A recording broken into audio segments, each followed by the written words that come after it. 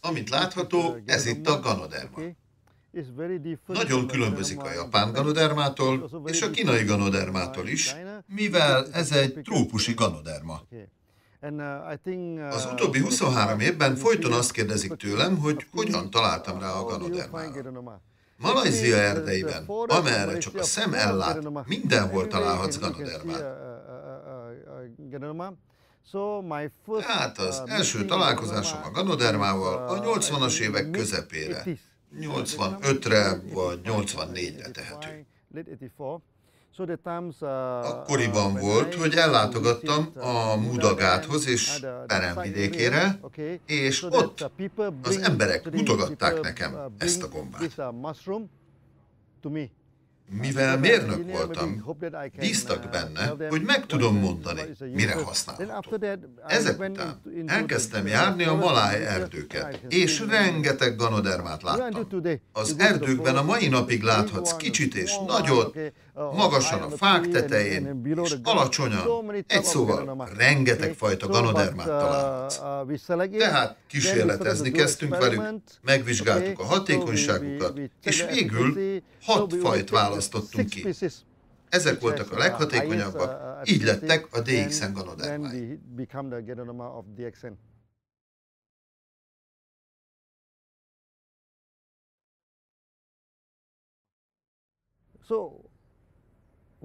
Miért éppen a Ganoderma lett a DXN fő terméke? Először is a Ganoderma kimagasló pozíciót tölt be a hagyományos kínai orvoslásban. A Ganoderma és a Cordyceps állnak az első helyen, ezeket követi a ginseng. Tehát amikor beazonosítottam a Ganodermát, érthető módon nagyon izgatott lettem. Malajziában nincs ginseng, de van Ganoderma. Isten nagyon kegyes hozzánk. Nagyon izgatottak lettünk, hiszen ez egy rendkívüli növény, és tudtuk, hogy ha képesek leszünk megfelelően promotálni ezt a terméket, és eljuttatni a világ minden pontjára, akkor sok embernek segítünk visszaszerezni az egészségét. Ezért koncentrálunk a mai napig a Ganodermára. És annak ellenére, hogy mi lettünk a legnagyobb Ganoderma vállalat a világon, még mindig erre a növényre fókuszálunk, mivel a DXN egy igazi Ganoderma vállalat. Mindig is az lesz.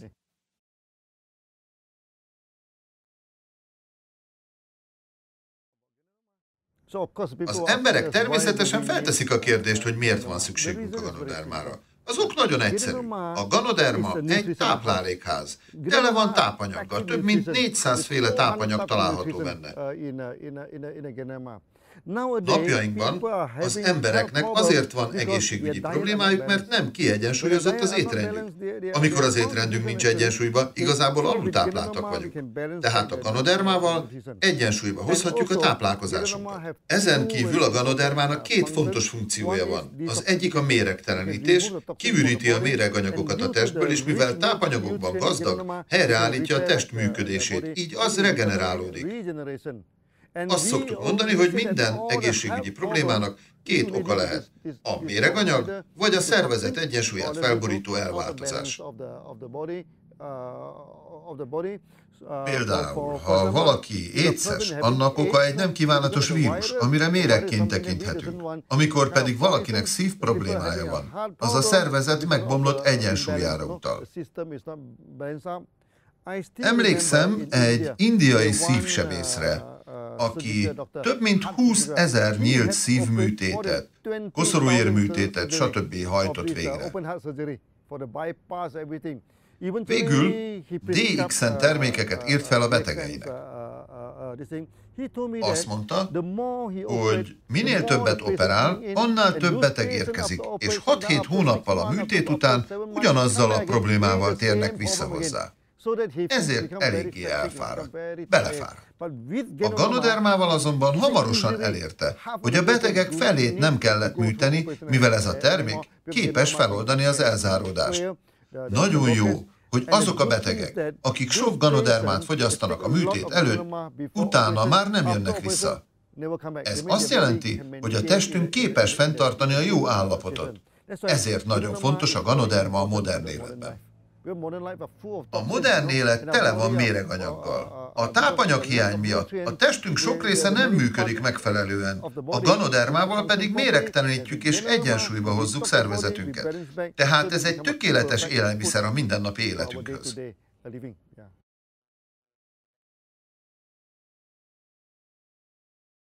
Sokan felteszik nekem a kérdést. Dr. Lim, milyen táplálékkiegészítőket szedsz? Azt várják tőlem, hogy a ganodermáról beszéljek. Mondtam nekik, hogy az én táplálékkiegészítőm a rizs, a kenyér. Azt mondják, hogy az rendes élelmiszer. Nem, az nem megfelelő táplálék. Az én igazi táplálékom a ganoderma és a spirulina. Ganodermát és spirulinát fogyasztok. Ez így elegendő tápanyag, és emellett ehetek kenyeret, rizst, bármit, sült zsírkét, nem okoz gondot. Ez az étrendkiegészítőm, és ez a rendes élelmiszerem. Ezért a ganoderma nem gyógyszer, hanem valódi megfelelő élelmiszer, mivel tápanyagban igen gazdag.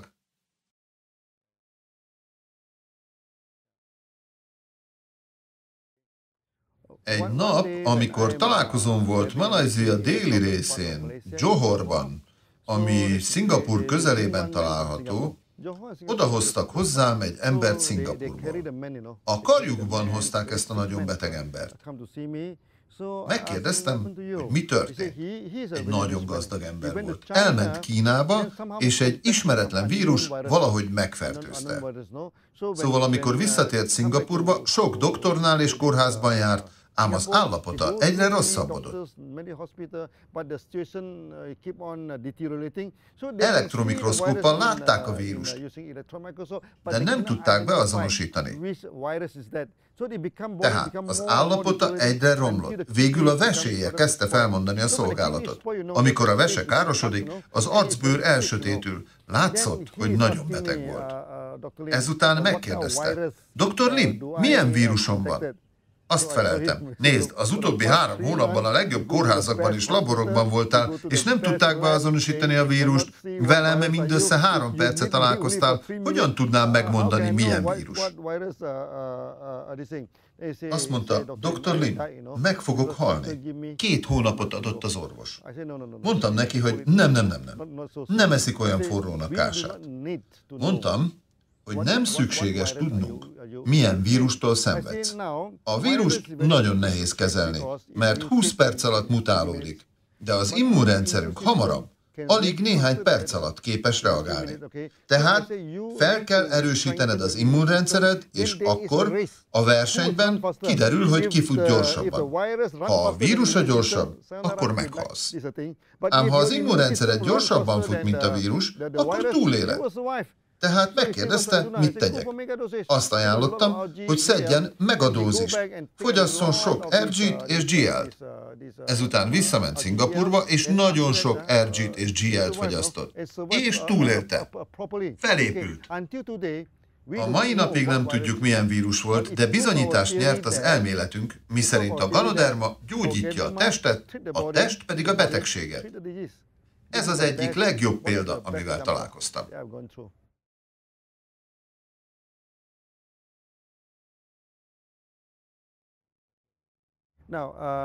Nagyon sok ember amiatt aggódik, hogy szedjenek ganodermát. Úgy tanultuk, ha a beteg ember túl sok gyógyszert vesz be, meghal. Tehát tévesen gyógyszernek tekintik a ganodermát. Azonban ez nem gyógyszer, hanem élelmiszer. Mindig elmondjuk a betegeknek, annak ellenére, hogy betegek, fogyasztaniuk kell kenyeret, rizst és egyéb élelmiszereket. Ez nem gyógyszer, hanem élelmiszer, tehát fogyasztható. Nagyon sokan amiatt aggódnak, hogy ha ganodermát fogyasztanak, számos mellékhatással kell számolniuk. Elmagyaráztam nekik, hogy a mellékhatás, a reakció a testnyelve, a szervezet belsejéből érkező üzenet. Nem kell félni, a ganodermának nincsenek mellékhatásai. A mellékhatás nem a ganoderma, hanem az immunrendszer okozza. Az immunrendszereden múlik, hogy életben maradsz, vagy meghalsz. Az immunrendszered erős, életben maradsz, ám ha összeomlik, meghalsz. Ha erős az immunrendszered, akkor az hatékonyan tud kommunikálni. Természetesen rengeteg reakcióra számíthatsz, de ezektől csupán 1 vagy 2 hétig szenvedsz. Hagyd, hogy a tested szóljon hozzád. Ha ganodermát fogyasztasz, tisztítod a szervezeted és újraépíted. Nincs mitől félni. Nem kell aggódni, akár beteg vagy, akár egészséges. Sokan kérdezik, hogy ki fogyaszthatja a ganodermát. El szoktam mondani, hogy azon kívül, aki még nem érkezett meg erre a világra, vagy aki már búcsút mondott a földi életnek, bárki fogyaszthatja. Ez a várandós nőkre is igaz. Nyugodtan élhet vele, amikor a gyermek még a méhében van. Még a 80, 90 és 100 éves emberek is életkorra való tekintet nélkül. Műtétek előtt és után is, tehát betegen vagy egészségesen bárki fogyaszthatja a ganodermát.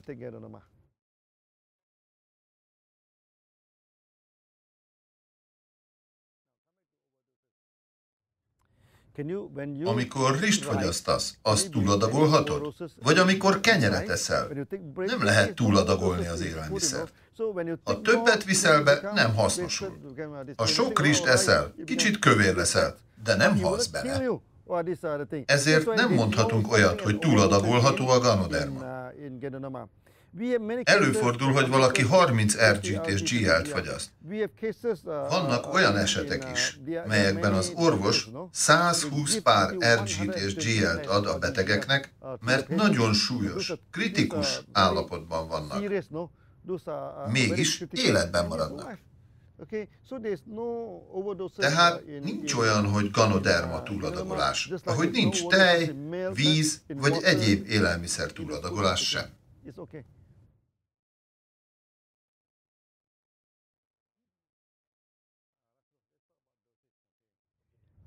Sok ember még mindig rosszul gondolkodik. Tévesen azt hiszik erről a termékről, hogy gyógyszer. Tételezzük fel, naponta beveszek 3 szemet, 3 kapszulát, és azt gondolom, hogy attól erős és egészséges leszek. Ez nem így működik. 3-féle adagolási kategória van. A normál adagolás normál esetekre, azaz nem súlyos esetekre vonatkozik, és van a súlyos, valamint nagyon súlyos esetekre vonatkozó adagolás.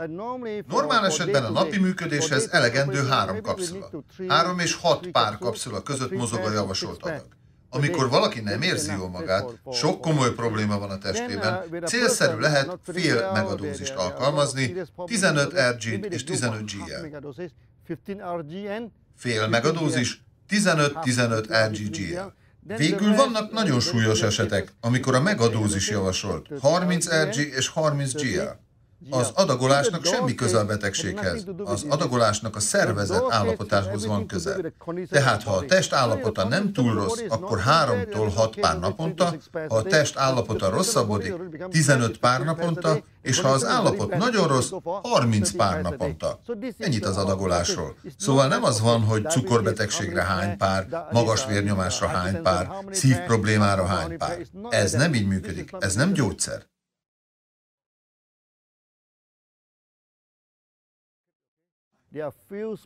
Volt néhány spirulina cég, amely folyamatosan támadta a tagjainkat. Azt mondták, hogy a mi ganodermánk nem tartalmaz aminósavat, nem tartalmaz omega-3-at, omega-6-ot, és nincs benne klorofil.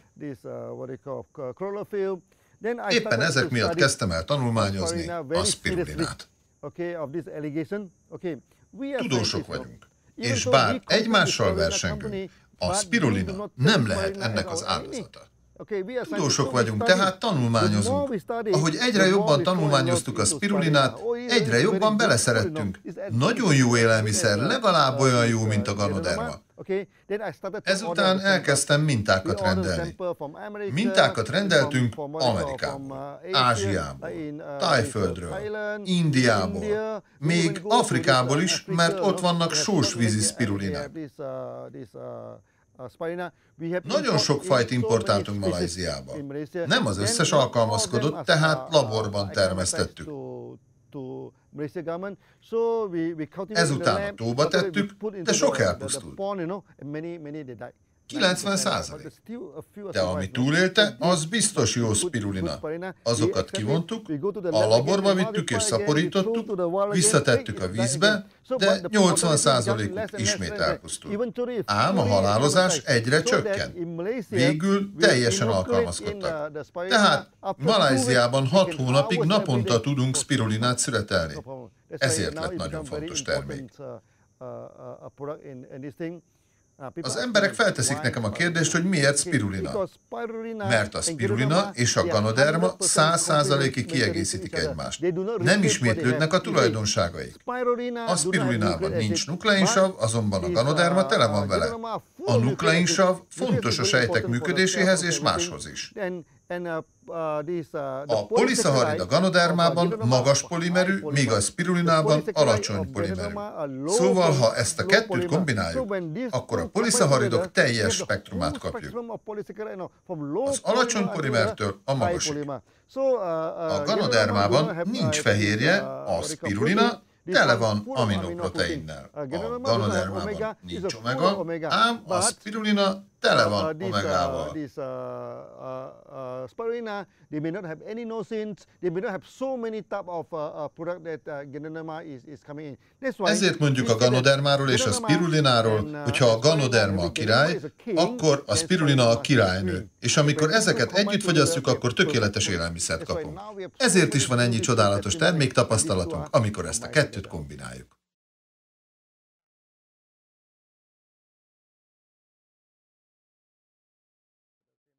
A spirulinával ugyanaz a helyzet, mint a ganodermával. Tehát a spirulinát ugyanúgy kell szedni, mint az RG-t és a GL-t. Tegyük fel, hogy 15 RG-t és 15 GL-t szedsz, akkor 15 spirulinát szedhetsz, vagy a dupláját. Tehát ugyanannyit, vagy a dupláját. Ha valami vérrel kapcsolatos gondod van, akkor megduplázod. Ilyen egyszerű. Tekintsd élelmiszernek, és ne aggódj túl sokat az adagoláson.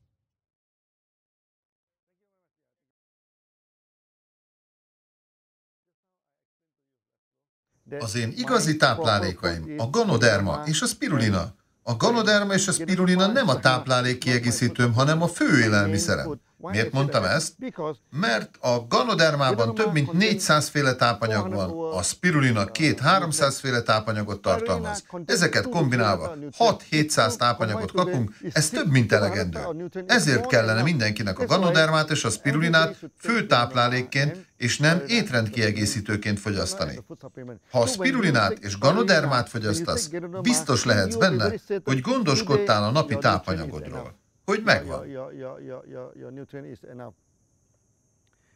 Amikor elmentem Németországba, feltettek nekem egy kérdést. Azt mondták, hogy sok német depresszióval küzd. Véleményem szerint a depresszió nagyon súlyos probléma Európában. Azt kérdezték, hogy mi a depresszió fő oka Európában, különösképpen Németországban. Erre mondtam a németeknek, hogy alultápláltak vagytok. Mindannyian nevettek, csak nevettek és nevettek. Azt mondták, doktor Lim, hogy lehetséges ez, hiszen mi itt Németországban organikus élelmiszert fogyasztunk, és figyelünk az étkezésre. Hogyan lehetünk alultápláltak? Mondtam nekik, hogy kétféle alultápláltság van. Az egyik, ha nincs elég ennivaló, mint Pakisztánban és Afrikában, és mindenki tudja, hogy ott alultápláltak az emberek. De ha nagyon megválogatod, hogy mit eszel, csak bizonyos ételeket fogyasztasz, akkor az étkezésed nem elég változatos, és ebben az esetben is alultápláltá válsz. Megkérdezték, hogy mi a bizonyíték erre. Mondtam, hogy nagyon-nagyon egyszerű bizonyítani. Nincs is szükség ganodermára vagy spirulinára ahhoz, hogy bizonyítsd. Csak elmész a szupermarketbe, és veszel 5-6 féle zöldséget, feldarabolod őket, levest készítesz belőle, és megiszod. Ha megfelelően táplálkozol, akkor ha nincs hír, az a jó hír. Semmi nem fog történni. Ám, ha alultáplált vagy, és megiszod a levest, a sejtjeid boldogok lesznek, és ha a sejtek boldogok, akkor jeleket küldenek. Sajnos a sejtek csak egyfajta jelet tudnak küldeni, fájdalmat. Az egész tested fájni fog, itt is, ott is sok reakció lesz. És képzelhetitek, hogy Németországban az emberek több mint 75%-a így reagált a levesre. Ezek után elmondtam nekik, hogy fogyasszanak ganodermát és spirulinát. Sokkal hatásosabbak, mint a zöldség. Sokkal fontosabbak, mint a zöldség. Ezért most Európában sok ember elkezdett RG-t és GL-t fogyasztani fő táplálékként. RG-t és GL-t raknak a zappehelybe, a kávéba, a kenyérre. Ez nagyon jó irány Európában.